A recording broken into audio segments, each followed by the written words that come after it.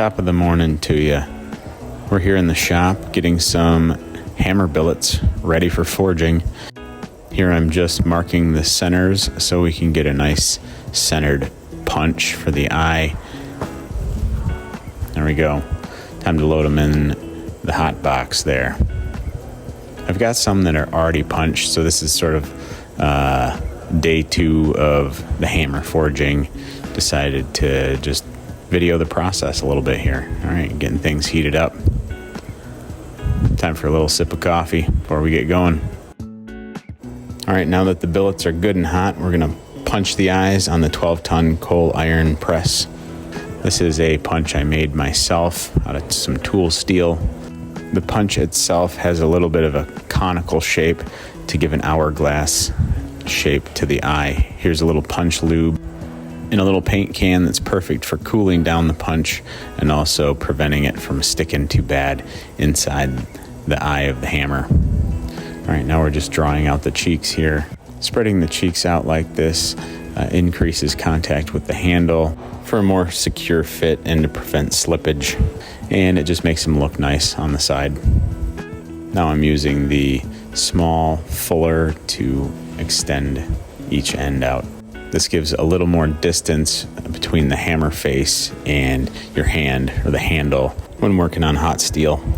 And it also builds a little more material into the end of the hammer to work with and shape.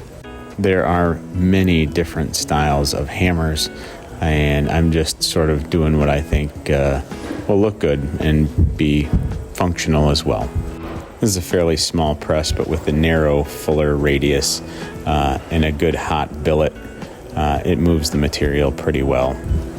I do try to pay careful attention to getting a nice, even fuller all the way around the billet, which takes a little bit of lining up. This hammer is getting turned into a diagonal peen. As you notice, I'm squishing it diagonally here, making a taper down to the actual face of the hammer. Diagonal peens just add a little ergonomic option to your hammer array. It allows you to be offset from the material by 45 degrees and still draw in the direction of the anvil face.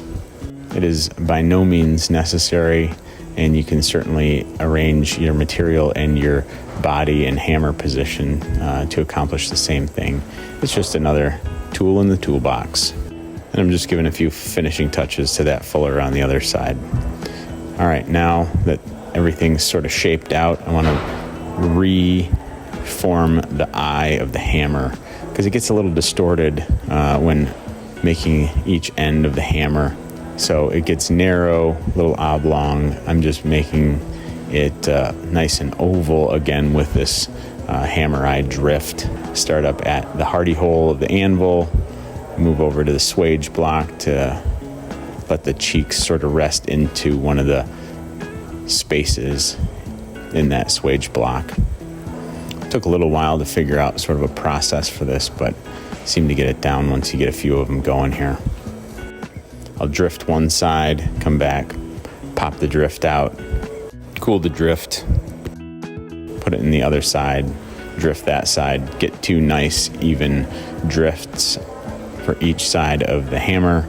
Nice hourglass shape in the eye. All right, here we got them all shaped up. Just doing a little survey of the work here. This is just rough before grinding. These will get touched up, heat treated, and hung on some nice handles. Thanks for watching.